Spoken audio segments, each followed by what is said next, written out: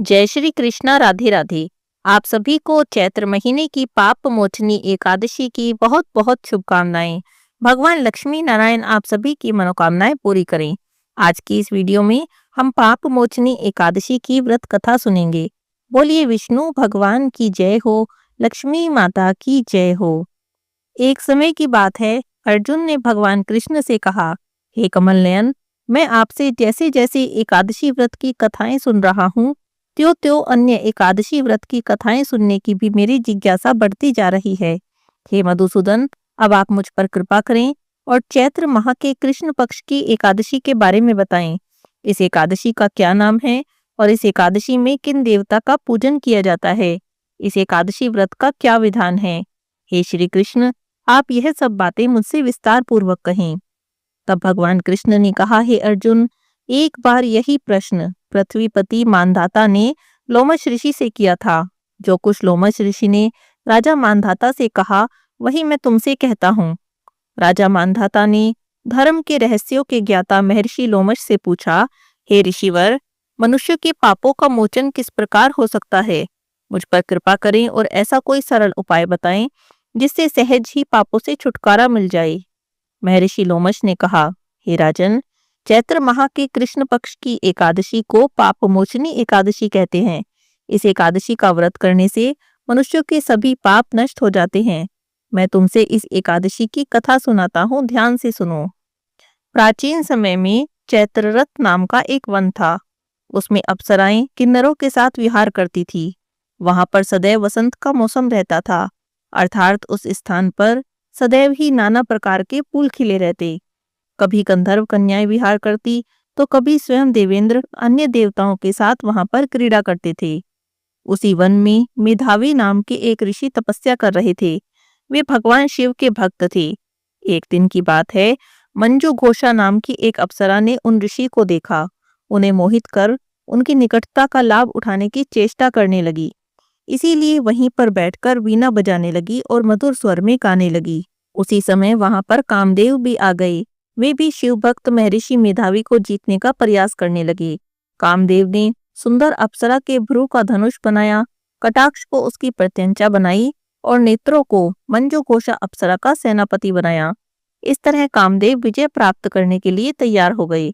उस समय महर्षि मेधावी भी युवावस्था में थे और काफी हष्ट पुष्ट थे। उन्होंने यज्ञोपवीत और दंड धारण कर रखा था। महर्षि स्वयं दूसरे कामदेव के समान लगते थे।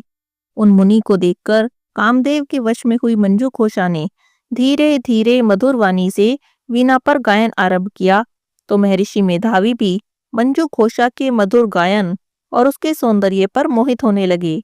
वह अप्सरा मेधावी मुनि को कामदेव से पीड़ित जानकर उनका आलिंगन करने लगी। महर्षि मेधावी उस अप्सरा के सौंदर्य पर मोहित हो गए और शिव रहस्य को ही भूल गए। काम के वशीभूत होकर अप्सरा के साथ रमन करने लगे।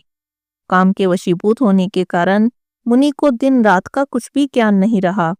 अत्यंत दीर्घ काल तक वे दोनों रमन करते रहे। मंजू घोषा ने मुनि से कहा, हे ऋषिवर, मुझे आए बहुत समय हो गया है, अतः अब मुझे जाना चाहिए। अप्सरा की बातें सुनकर ऋषि कहने लगे, हे मोहिनी, तुम संध्या को तो आई थी, थोड़ा और समय ठहरो, प्रातःकाल होने पर चली जाना। ऋषि के ऐसे वचनों को सुनकर अप्सरा उनके साथ रमन करने लगी। इस तरह से उन दोनों का बहुत सारा समय साथ में व्यतीत हुआ। मंजू घोषा ने ऋषि से फिर कहा, हे विप्रवर, अब मुझे जाना चाहिए। मुनि ने फिर से कहा, हे रूपसी, अभी तुम्हें आए अधिक समय नहीं हुआ है, कुछ समय और ठहर जाओ।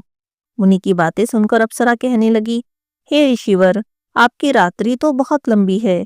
आप स्वयं ही विचार करें, मुझे आपके पास आए कितना समय हो गया है। अब और अधिक समय तक ठहरना क्या उचित होगा? अप्सरा की बातें सुनकर मुनि को समय का बोध हुआ और वे विचार करने लगे। जब उन्हें समय का ज्ञान हुआ कि उन्हें रमण करते 57 वर्ष बीत गए हैं, तो वे उस अप्सरा को काल का रूप समझने लगे। इतना अधिक समय भोग विलास में व्यर्थ चला जाने पर उन्हें बड़ा क्रोध आया। वह भयंकर क्रोध में जलते हुए उस तप का नाश करने वाली अप्सरा की ओर भ्रकुटी तान कर देखने लगे। क्रोध के कारण उनके होंठ कांपने लगे और इंद्रियां अनियंत्रित होने लगी। क्रोध से थरथराते स्वर में मुनि ने अप्सरा से कहा, मेरे तप को नष्ट करने वाली दुष्टा, तू महापापनी और दुराचारिणी है। तुझ पर धिक्कार है, तक्षण ही तू मेरे श्राप से पिशाचनी हो जा। मुनि के क्रोधयुक्त श्राप से वह अप्सरा पिशाचनी बन गई और यह देखकर व्यथित होकर बोली, हे ऋषिवर, मुझ पर क्रोध त्याग दें और प्रसन्न हुए और कृपा कर बताएं इस श्राप का निवारण किस प्रकार होगा।